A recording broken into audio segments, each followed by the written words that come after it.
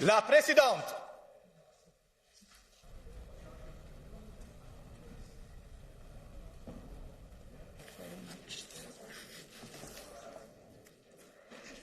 Wait a few minutes.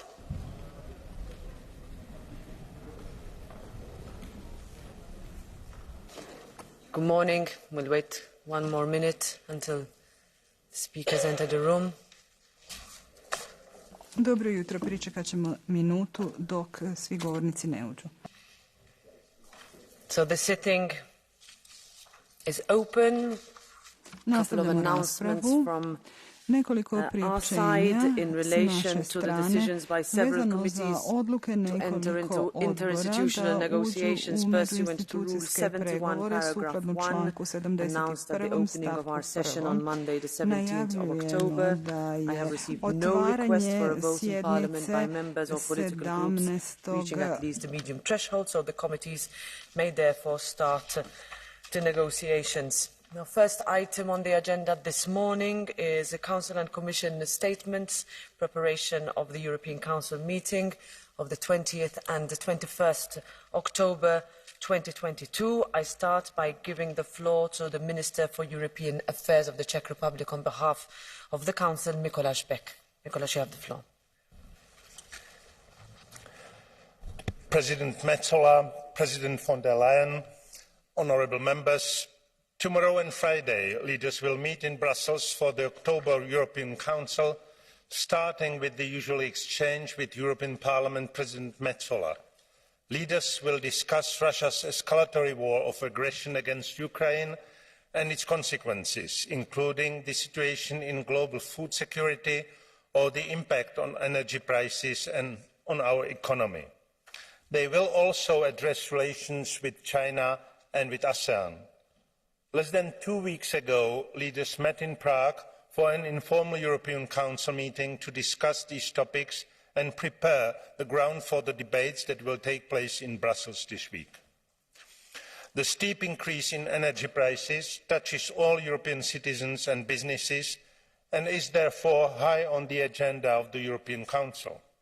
As we know, Russia is weaponizing energy in an attempt to weaken the resolve and economic power of the European Union. We will not let this happen. Building on their discussions in Prague, as well as yesterday's Commission proposal, leaders will speak a strong common European response to the high gas and electricity prices. There is a broad agreement on key areas of action to lower prices, but there are still some divergences on the how that will be for leaders to discuss. I can nonetheless already share some key messages.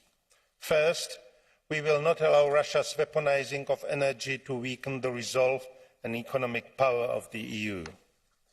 Second, key areas for action will include efforts to reduce demand, to ensure security of supply, and to lower energy prices.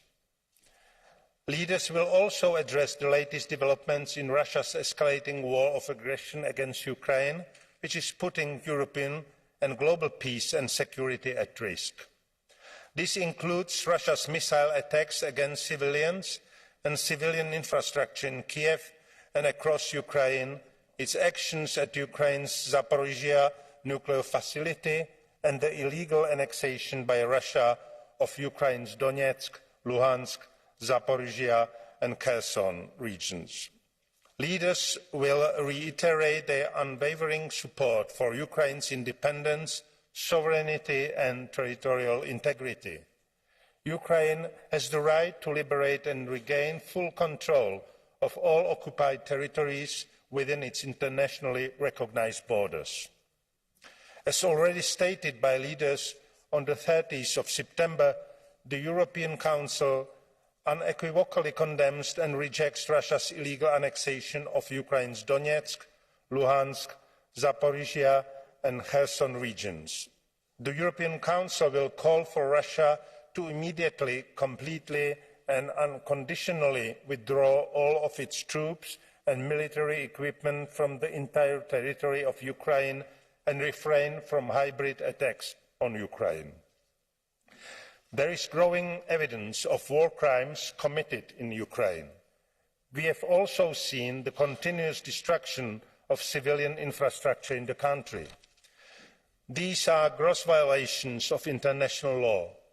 Leaders are expected to call for holding Russia to account. As you know, the European Union will stand with Ukraine for as long as it takes. It will continue to provide political, military, financial and humanitarian support to Ukraine. Leaders are expected to call for the speedy adoption of the remaining €3 billion in microfinancial assistance for Ukraine. Ahead of the conference in Berlin on the 25th of October 2022, the European Council will discuss the governance and financing of reconstruction efforts. Russia's war of aggression has sparked a global food crisis, driving up world food and fertilizers prices. The EU will continue to facilitate the export of Ukrainian agricultural products via the EU solidarity lanes and global access to agricultural products and fertilizers for the countries most in need. The European Council will also discuss recent acts of sabotage against critical infrastructure, such as those against the Nord Stream pipelines. We will meet any deliberate disruption of critical infrastructure or other hybrid actions with a united and determined response and continue to strengthen our preparedness. Rising energy prices have a big economic impact on the EU. We are committed to coordinating closely our policy responses. Our priority is to protect the most vulnerable in our societies while preserving Europe's global competitiveness and maintaining the level playing field and the integrity of the single market. Another pressing crisis is climate change.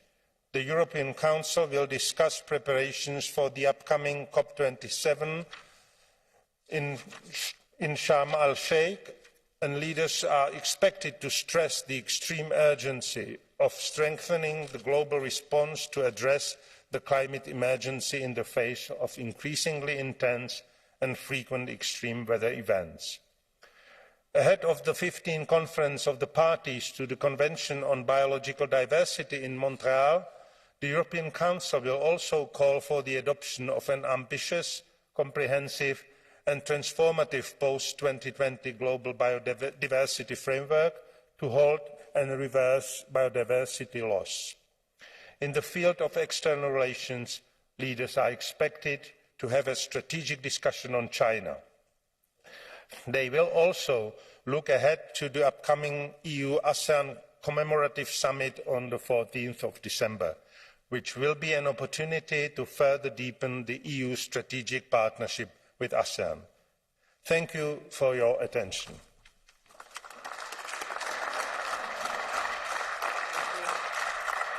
Thank you very much, Mr. Beck. And now I invite the Commission President Ursula von der Leyen to take the floor.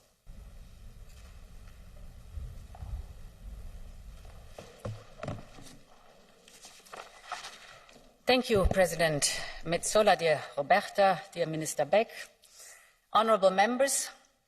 Yesterday we saw again Russia's targeted attacks against civilian infrastructure, and this is marking a new chapter in an already very cruel war. The international order is very clear. These are war crimes.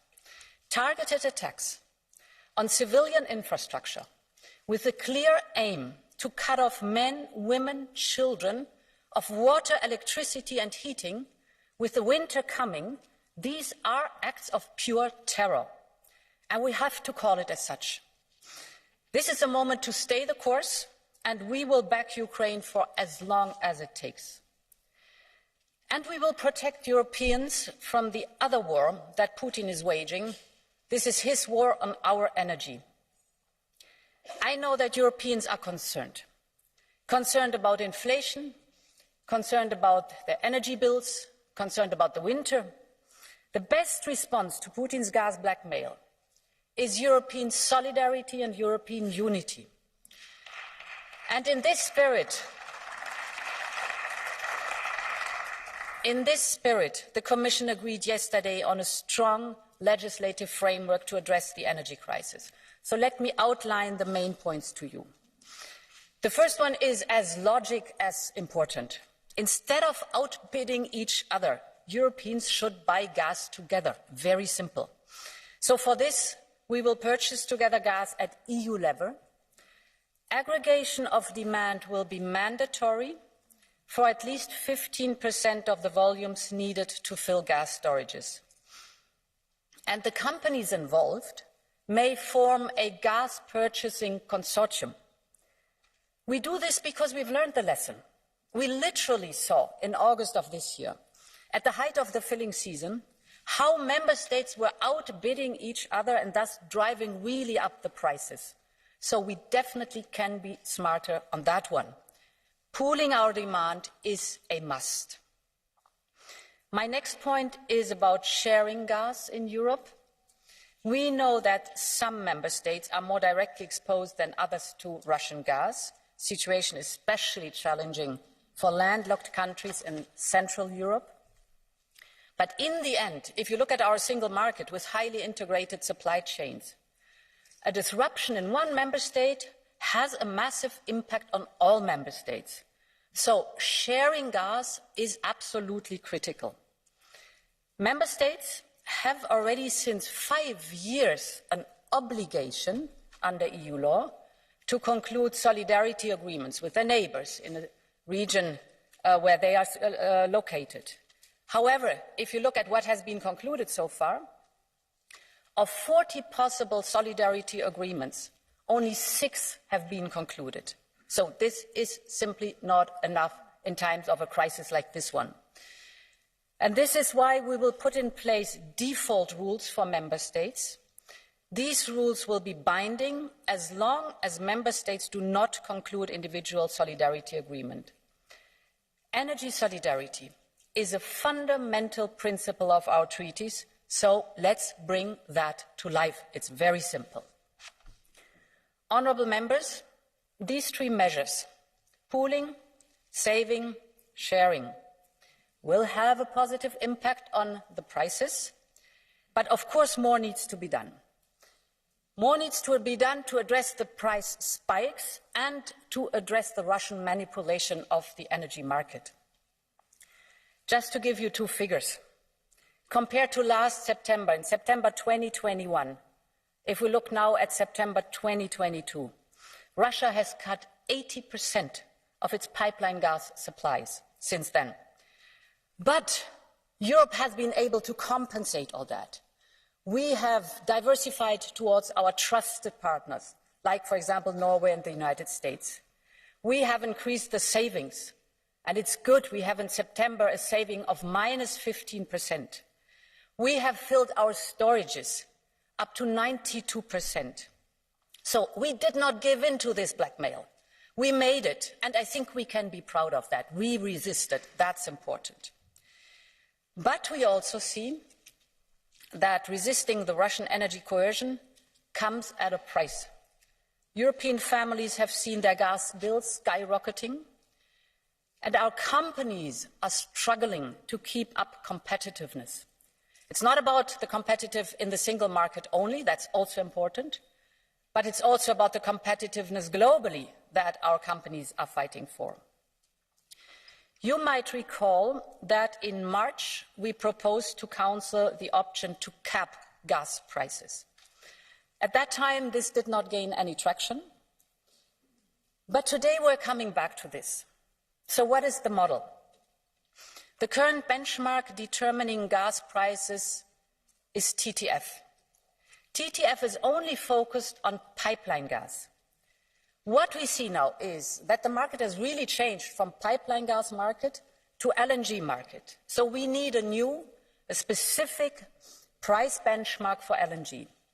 The Commission will now develop this complementary benchmark together with the European regulator, but this takes time. So in the meantime, as a stopgap measure, we will limit prices at TTF. We call this the market correction mechanism. Yesterday we proposed guiding principles as a first step, and on this basis We will prepare the operational mechanism in a second step. This is concerning the price cap at wholesale level. But gas also drives electricity prices up. And here the Iberian model comes into play. It really merits to be considered at EU level.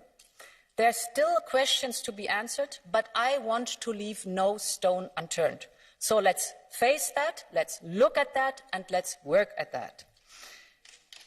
Honourable members, we live in times of high economic uncertainty. And I am, as I said, concerned about the competitiveness of our economy, not only what the single market is concerned, but also what the global competitiveness of our economy is concerned. So, all our actions have to take this into account. All our actions have to take the competitiveness of our SMEs and our industry into account. And this includes that we will introduce a standard competitiveness check in our regulation. I think it is time to do that. In addition, we have to speed up investments all over Europe. And if I speak about investment, it's infrastructure, it is energy efficiency, and it is renewables. And this brings me to Repower EU. When we proposed Repower EU in March, keep in mind the situation was as such. There was a huge dependency of Russian gas. At that time, we anticipated that it would take several years to replace the Russian gas. Fact is, today, it took us 8 months only to replace 2/3. In other words, we have massively accelerated the diversification to other suppliers of gas from abroad. But this comes at a high price. So the actual solution to maintain our competitiveness is to invest into homegrown sources of energy, especially renewables, and that has to happen in all of Europe.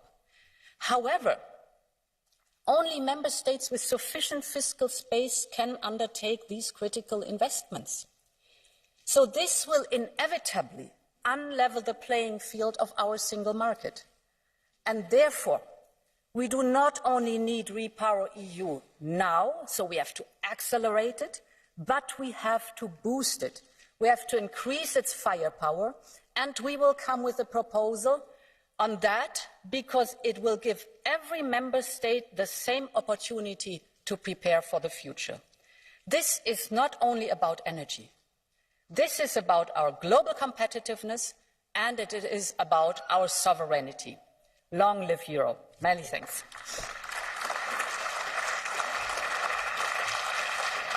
Thank you very much. Commission President, I give the floor now to the group leaders, starting with the leader of the EPP group, Manfred Weber. President Metsola, President von der Leyen, Mr. Beck. On Monday morning, Russia attacked Kiev again with nearly 30 drones, killing innocents, including a pregnant woman. This happened only days after Putin said there would be no more massive strikes on Ukraine. Not a day goes without terrible news and lies from Putin and his regime. Having all victims in mind, we are not getting tired in saying Putin is a war criminal, Putin must lose. And Europe will never stop supporting Ukraine, never. This message unites us. We know how to answer the military war against Ukraine. And the Ukrainian soldiers are the real heroes of today. So we have an answer to the military challenge, but let's be honest, we don't have currently a common understanding how to answer the energy war against the European Union. This week's European Council cannot anymore escape. We had a last summer, a Prague summit without conclusions, a lot of talks. Now we need solutions. And the list of challenges is obviously long. Our Commission President presented them. We have wasted already enough time. And after a summer of missed opportunities, we need now a winter of solutions, a winter of actions, and we need, first of all, a winter of solidarity.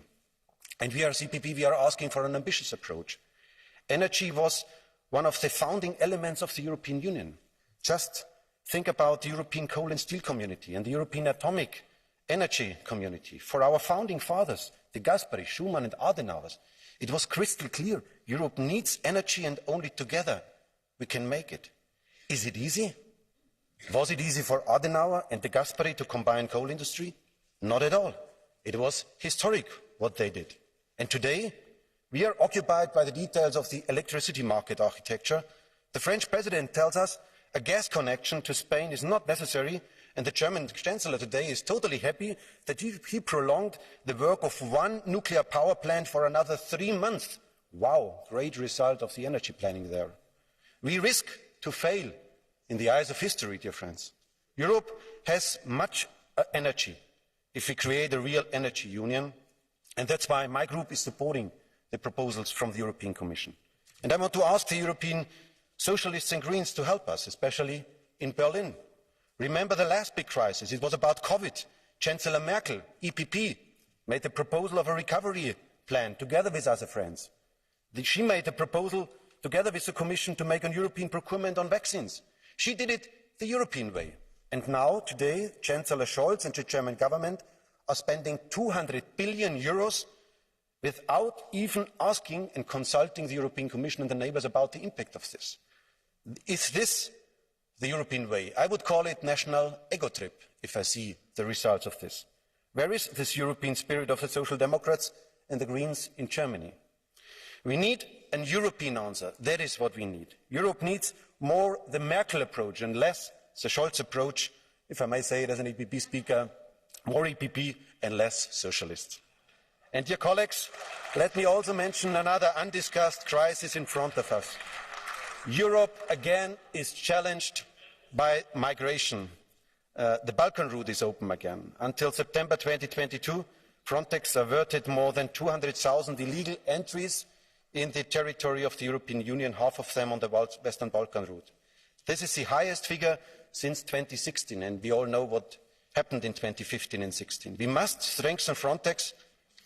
The officers on the ground must know that we count on them, we support them, and we have to deliver on the legislative files. The Czech presidency, imagine for a second, the Czech presidency, after years of waiting for the Council, is now ready to start a trialogue. Council is ready for the trialogue on Eurodac, on other files, on the legislative thing, and we as Parliament are not capable to deliver for the moment. Due to, I must say, the ideological behaviour of some parts of this House, that we are not ready to even agree on very technical files like Eurodac. So, dear friends, if you want to stop populism, then we have to give a legislative answer on migration, and it's now the time to do so. And finally, a third point. Sometimes the European level is, I have to say this, too far away from our citizens. When we speak with SMEs currently, when we speak with our farmers, they have really a lot of pressure. Our farmers should produce food, should deliver food even on global level. Next year we will have even more problems. After the energy crisis, we will arrive to a food crisis. And the Commission, under the lead of Frans Timmermans, is now presenting new legislation, for example, on pesticides. And the impact assessment tells us that this will lead to 20% less food production in Europe. That is what the impact assessment tells us, which means that we have to import more food from Africa, from South America, on the cost of the most vulnerable. Shall we remind everyone that we are in war times, that the 24th of February something happens? Some commissioners behaving as nothing has happened. The machinery is simply continuing their work. And as EPP, we are asking really urgently for a legislative emergency break, for additional burden for our farmers and for our SMEs. But, Madam President, it is good that you postponed, for example, in the Commission work programme, the idea of a REACH revision. That is a good thing. We asked for this, and now it's part of the Commission work programme. But we as EPP, we think that is not enough. The Commission must understand that we are risking to lose our industry. We are in front of a recession, and that's why it's great that you expressed today that we have to care about competitiveness. We have to create jobs again in the European Union. Commission must act now. We must together act now. So let's go to Brussels today and tomorrow, and let's deliver binding energy solidarity, real energy market in Europe, and a moratorium for additional burden. Thank you so much. Thank you, Mr. Weber. I give the floor next to the leader of the S&D Group, Irache García Pérez. Gracias, Presidenta. Esta semana nos hemos vuelto a despertar horrorizados tras la incesante tormenta de misiles rusos que golpearon varias ciudades en Ucrania. Civiles inocentes asesinados en el centro de Kiev. Misiles impactando en zonas infantiles. Terror y sufrimiento. Ese es el verdadero rostro de la crueldad y el ensañamiento de Putin. Esta es su nueva estrategia de terror a la que no debemos acostumbrarnos. Estimados colegas, esta semana el Consejo Europeo deberá abordar muchas de las consecuencias y retos de esta guerra, que es también una ofensiva contra Europa. Una ofensiva chantajista que busca dividir a la ciudadanía, que quiere exasperarnos, amenazar a nuestra industria y sembrar el descontento social.